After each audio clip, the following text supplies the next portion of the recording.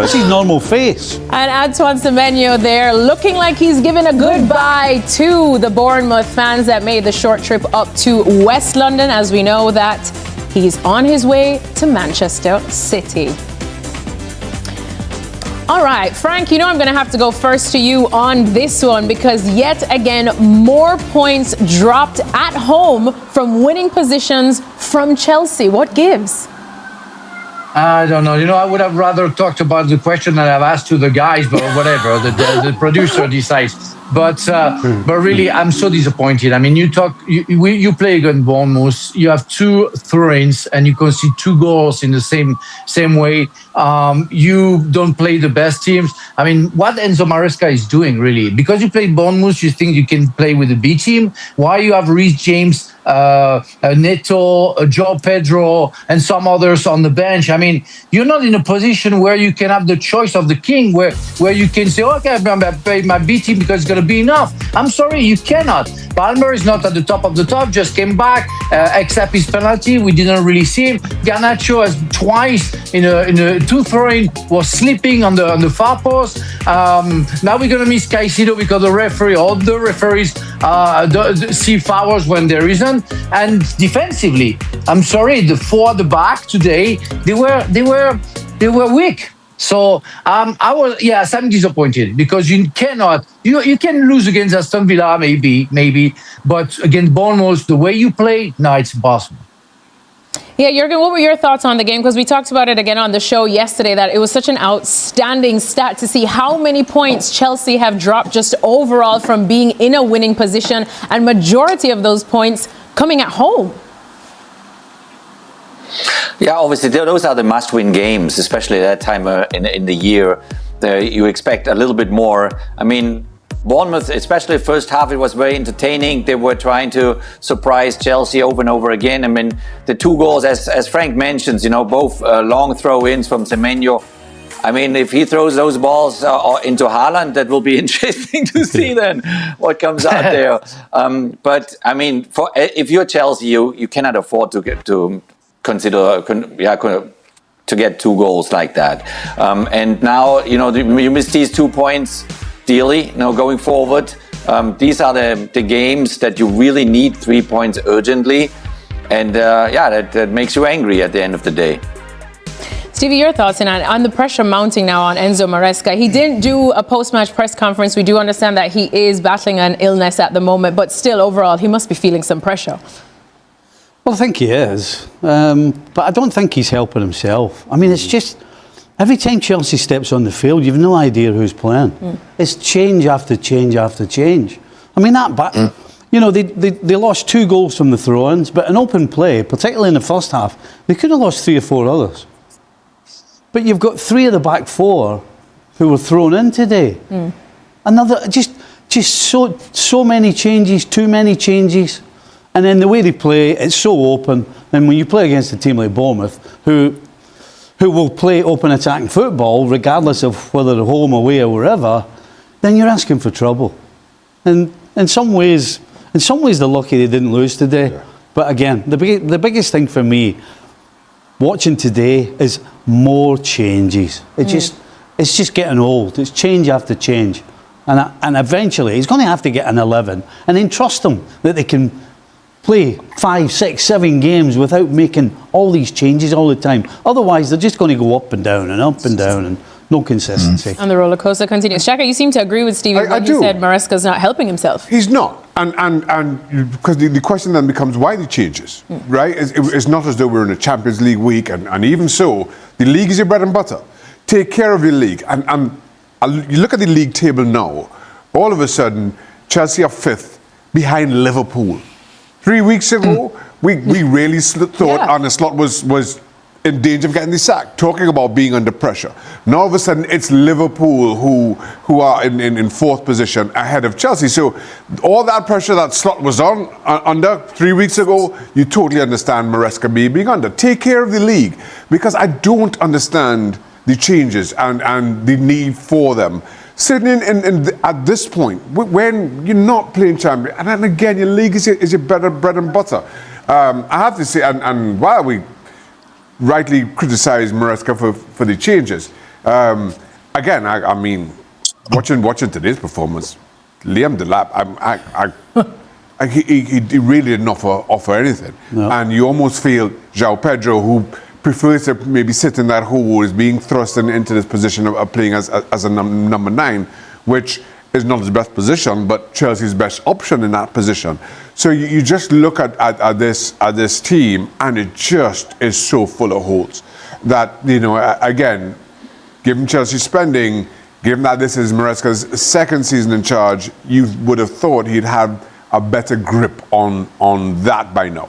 So, Frank, yet again, a lot more questions about Chelsea. If you're playing the blame game now, are you blaming it solely now, at least these recent performances, on Maresca or the players or the board? Well, the players, Maresca first, and I agree with the guys, and I mentioned the fact that we don't know the best 11 at Chelsea because he makes so much rotations so many rotations that we don't even know who's going to play every game that we see Chelsea. So, yeah, Maresca has to be blamed. I guess the players who play, and today the players who played, haven't been performant whatsoever. And I was waiting for much more from Liam Delap, from the back four as well. He had to change, had to put sometimes, you know, what is his name, Malo Gusto on the left side. Okay, but it's not enough. It's never enough. It's not compact. I don't feel the chemistry. We talked about last time the fact that they don't have experience. And Stevie made a very good point last show where he said, well, no experience. It's time to come because they are not like 21. Some of them are 25, 26, so they start and they should be more experienced. We don't see that. So it's overall a problem that they have to solve in the dressing room. But there is one person who decides for the individuals, and that's the coach. And for me, the rotation doesn't work. Yeah, we're just looking at that very damning stat of Chelsea that they just have one win in their last 7 Premier League games. If this continues, do you see Enzo Maresca surviving at Chelsea for the rest of the season? Oh, I definitely see him surviving until the end of the season. But I also think that obviously they have to turn things a bit towards the better way and utilize their chances better. I mean, I look back today at that game, 12 minutes before the end. Enzo Fernandez had a huge chance to make it 3-2. If that ends 3-2, we have a completely different discussion. And so they have to find ways now in these grinding times, you know, over Christmas, New Year's, and then going into the second part of the season where they get their results right and climb up in the table. I mean, they are 5th now. They're in the chase for the Champions League spots. And but I don't see that there will be any problems now for the coach in this moment. All right. Well, I'm sure Enzo Maresca has a lot to think about in terms of any more recruitments Chelsea can afford in the January transfer window to add to that already very large squad. That display, you know, you dropped more points from a winning position, but you were pushing for a win at the end.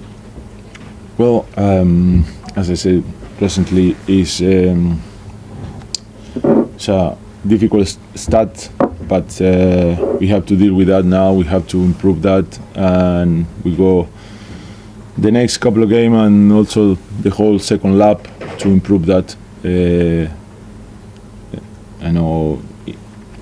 In another view, it means that we are creating, we are scoring goals, and we are opening the score sometimes, which is good. But we need to manage and find a way to win those points, kill those games, because are the games that we're gonna need to achieve our target in the second lap. It's not one thing that's the problem. It's kind of in some games it's maybe not taking the chances, in other games maybe defensive mistakes. Is it kind it's part of is what happens in any single game. Sometimes it's details, sometimes it's because the opponent find a way to break through or to create those chances.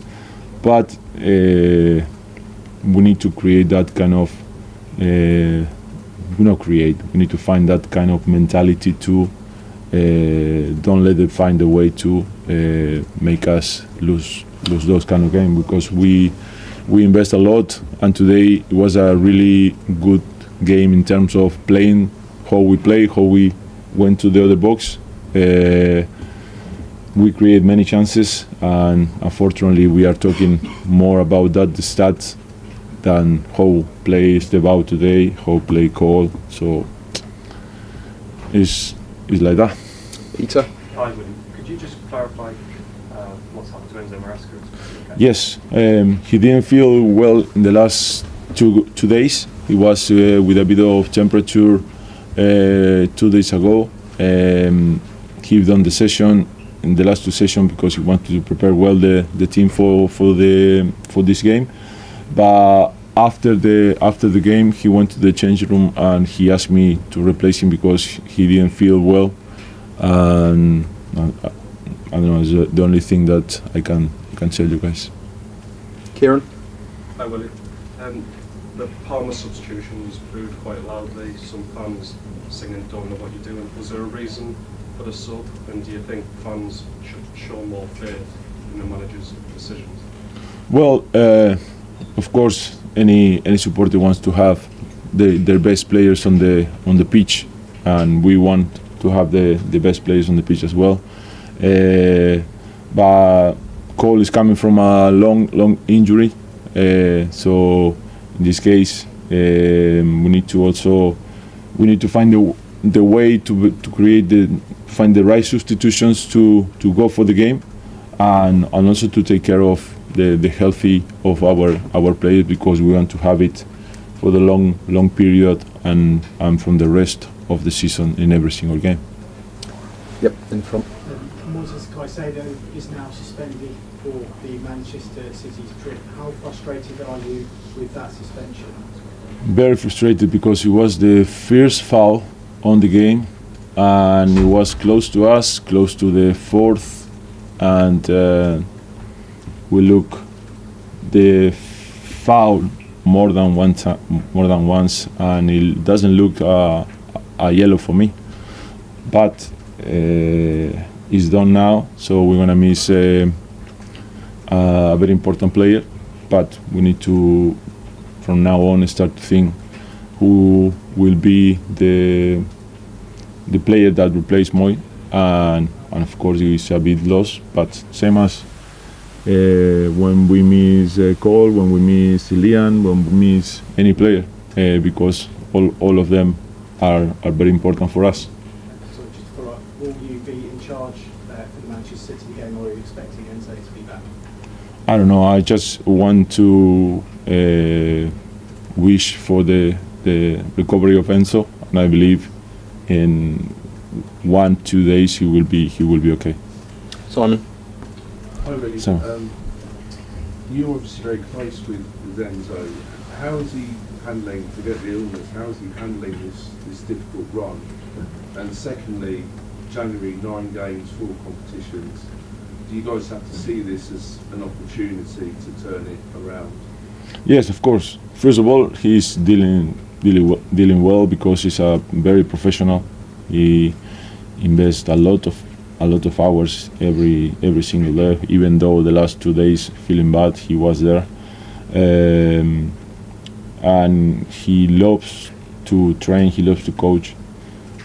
So he's an example for me, for all of the staff. And yes, we got the same amount of numbers games in December, and we didn't do it as we expected. So we go now January to start the year, to start like it's starting the season for us, as a target to improve and to start to find the point that can make us achieve our targets. Jacob? You've conceded 4 goals now from long throws this season, which is the joint worst in the league. Why do you think it's become such an issue this season? It's such an issue because now every single game and every other team's got not just one, sometimes 2 or 3 players that can deliver a very long throw. It means that all of the other teams invest a lot in long throw, and they create many set pieces about that, and they just give us information that we have to deal quickly because we need to improve in any set pieces, and we are unlucky to have these 4 goals. Probably the day of the Brentford, it hurts a lot because it was in the last second, and we could have 2 more points. But today, two in the same way, it hurts. It hurts. So we need to correct that, and we need to improve because there are many things that happen out there. Sometimes it's how they move, how they go for the first contact. But even though the second goal today was a deflection from our own player, so there are many details that sometimes are very difficult to deal in that scenario. Okay, guys, we'll leave it there. Thank you. Thank you. Leandro Trossard proved to be the perfect antidote to Arsenal's attacking frustrations, following Mikel Arteta's candid remarks about Victor Gyökeres. Gyökeres may have struggled to truly impress since his summer arrival at Arsenal, but over the weekend, there was finally a glimpse of what he is capable of.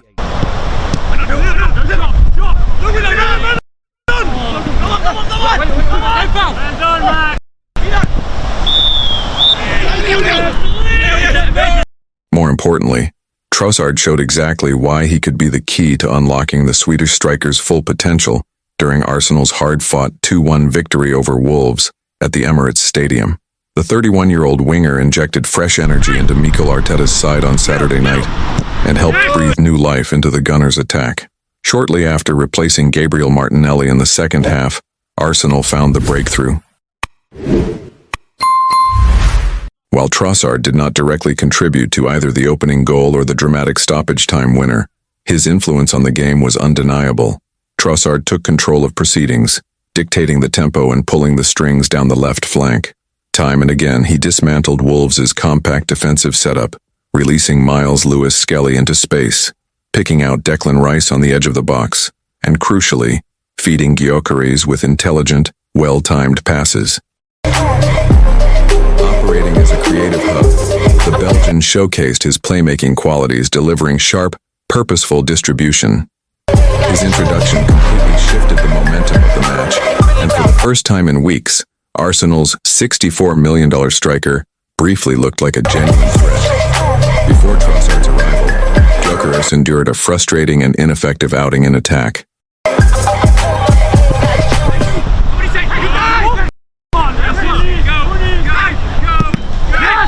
In fact, the Belgian was the only player to carve out a clear-cut opportunity for the 27-year-old forward, slipping a simple yet incisive ball in behind the Wolves' backline. Gyökeres controlled the pass, beat his defender, and aimed for the far post. Wolves goalkeeper Sam Johnstone was beaten, but the Swedish striker saw his effort agonizingly drift just wide.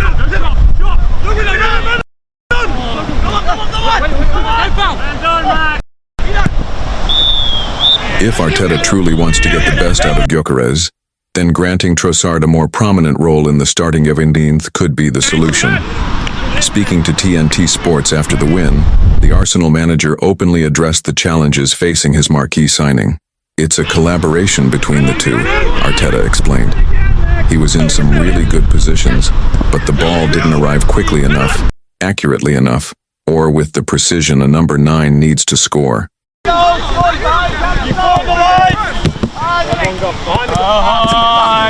But his commitment and intention were there, and we have to keep pushing.